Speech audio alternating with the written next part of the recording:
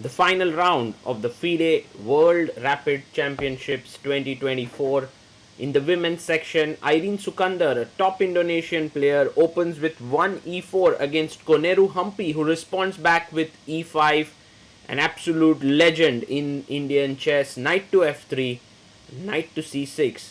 They are fighting for the gold medal. In the women's section here, this is a 7-way tie at the top, that we have bishop to c4, the Italian on the board, and if you win, you are guaranteed a spot in the tie break if you finish in top 2. So win is very important here for both the players. Humpy goes h6 so that later on bishop g5 doesn't remain an option, and a4 gaining space on the queen side is Irene. Irene has had amazing last 4 rounds. She managed to win all 4 of them against strong opponents.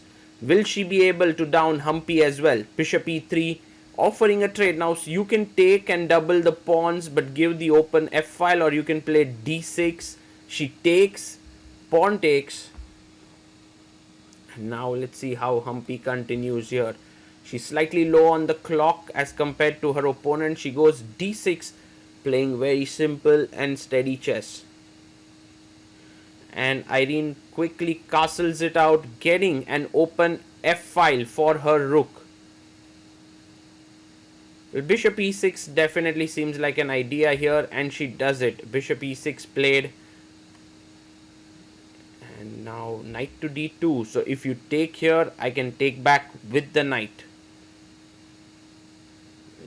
Humpy has to make a decision whether she wants to castle short or not, and she does it. She does castle here, which is slightly dangerous because the f file is open and white may try to launch an attack like queen e1. I like this move.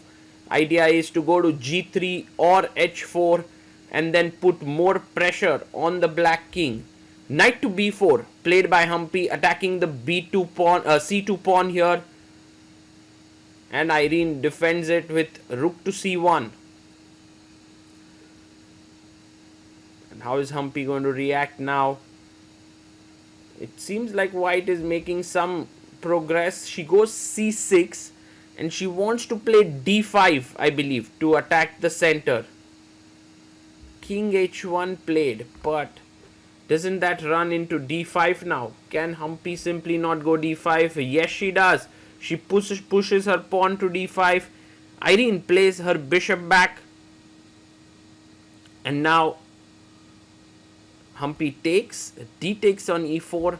So many possibilities. Bishop e6 is possible, but then your knight is hanging here.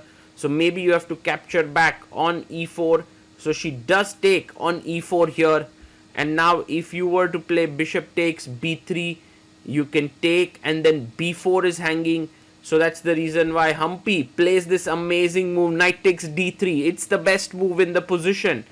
The point is very clear. The bishop on b3 is hanging. So take back.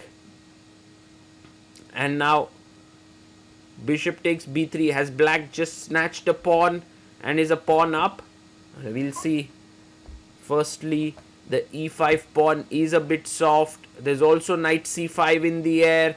And she plays it, knight to c5, attacking the bishop and the pawn on b7. Irene had maybe saw this from a distance. Bishop e6, Humpy goes back. And now the problem is, you take here, there is queen takes d3 and black is doing well. So Irene chooses to take the pawn on e5. And Humpy very calmly plays queen e7.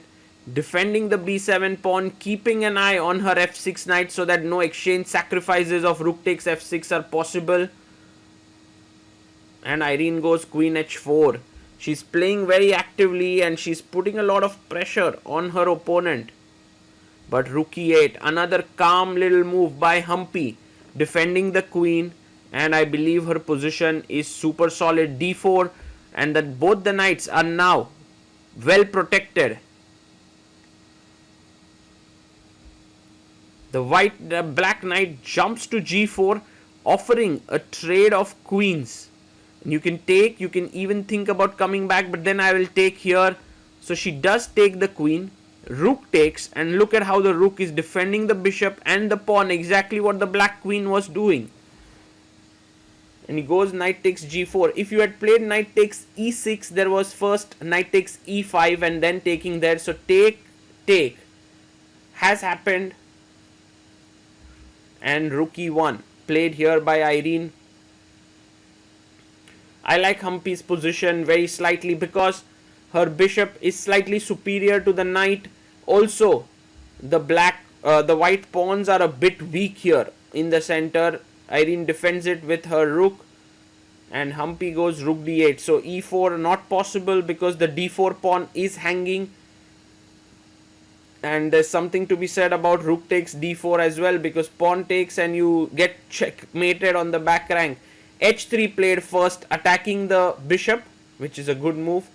The bishop drops back right to the initial square on c8, staying out of the rook's path and also defending the b7 pawn. The knight goes back to d3 and it defends the rook, so rook takes d4 is impossible now because of pawn takes. And the bishop jumps into f5, attacking here. The white knight can jump to e5 next. It is possible, but then you'll get kicked once again with f6. King g1 played to put the king on f2. I like how Irene is defending her position with great resourcefulness, and Humpy decides to chop off the knight. She thinks that it's much better to have the clarity of the minor pieces off the board. Rook d3, and she plays f5, just limiting both these pawns here. And Irene goes rook to c1. She has 1 minute 38 seconds. Humpy has 1 minute 30 seconds. Both players under some time trouble. Pawn push to f4. Very interesting move, because if you take, she might want to go rook e4. And Irene does take the pawn. Rook e4 played, attacking d4 and f4. Let's see how this continues next. Irene plays her rook to d1. Humpy chops off the pawn on f4. b3 is played in order to defend the pawn on a4. Now d5 is on the card. So rook d5 played here, blocking the pawn. I love this move. Black has a small edge here because she is putting some pressure on the d4 pawn. She goes rook f7, wants to go to d7, maybe break with c5 is the idea. b4 played here, and Humpy can push a5, but maybe first bring your rook. Oh, she does go a5. Irene chops off, takes, and maybe now d5 is the move to prevent from getting passive as white. She plays it. d5, excellent move. Pawn takes, and now rook takes d5 is met with rook takes a4. So she does go rook d4. Wow, interesting move there. And the rook comes in, attacking the pawn on g3, wanting to go behind the pawn here. King g2 played. The rook comes from behind. And here rook b1. So Irene is making it very clear that she's ready to go into a single rook endgame with a pawn down position. Takes, and rook takes b7, and this one is a straightforward draw because the black rook is, black is a pawn up, but the white rook is just so active, cutting the king off. King h7, now important move, rook b6, just cutting the king off, and there is no way to make progress, but she goes king e3, and she gives Humpy a small chance because of a check. King f3, and now king g6, at least getting the king out. And Humpy very happily brings her king out in the open. Irene waits here. She plays her rook to d7. And now comes rook e5, defending the pawn. Something to press. And also by now the other games have ended in draws, which means if Humpy manages to win this, she is the champion. Although I'm pretty sure that Humpy has no clue that this is the situation. She's too focused on her game. Rook d7, attacking the pawn on g7, and next she goes back king f6, defending the pawn. g4 played here, and h5. Very important now to play either take or pawn to h4. And she goes king f4. What a big mistake, because now g5 is coming in followed by h4, creating a weakness here. You can see Humpy taking her time. She's not rushing. Will she spot that move? Yes, she does. g5 is on the board. King goes back. But now h4 is the point. Yes, she plays it. And these are too many advantages for black now, because firstly the pawn is additional. The h3 pawn is weak. King e7 played, attacking the rook on d6. Rook a6 played. And now offering a rook trade. You can't take because that's winning for black. So rook a7 check. King goes up to d6. Check. And Humpy simply starts moving with her king. The pawn is coming down. Rook a5 played. But isn't the king simply getting in further? Well, she first activates the rook, wanting to come here. Rook a3 played to stop the check. But, king d4. And check. King c3. Yes, she plays it. King c3 is on the board. Humpy is totally winning here. Rook a5 attacking the d5 pawn. And rook check. Okay, that's an interesting move there. King comes back. And how do you wish to continue now? She goes check again. King f2. Maybe, yes, rook e5. What a nice move. With this move, she defends g5, also d5. Irene tries to stay there with rook c5, but king d4 attacking the rook. And she can't stay on the 5th rank here. Rook goes back. Pawn pushes forward. This is exactly what Humpy wanted. Her pawn is defended. She's cut the king off. A check to the king. But now king c3.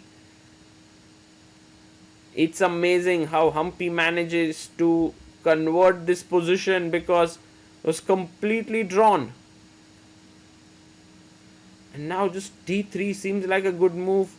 She does push it because the side checks are just too short. The rook does not have enough space. The king will just move in like this. King c3. Another check. King c2. Another check. King b3 attacking the rook, and it is all done now. The d pawn is moving forward, and Irene resigns. Humpy moves to 8 points, and she shakes hands. Sorry, 8.5 points. She shakes hands with the arbiter, who congratulates her, and I am sure Humpy was not aware, but she is the World Rapid Champion for the second time after 2019. She's won it once again in 2024, and what a legend she is. An absolutely great player.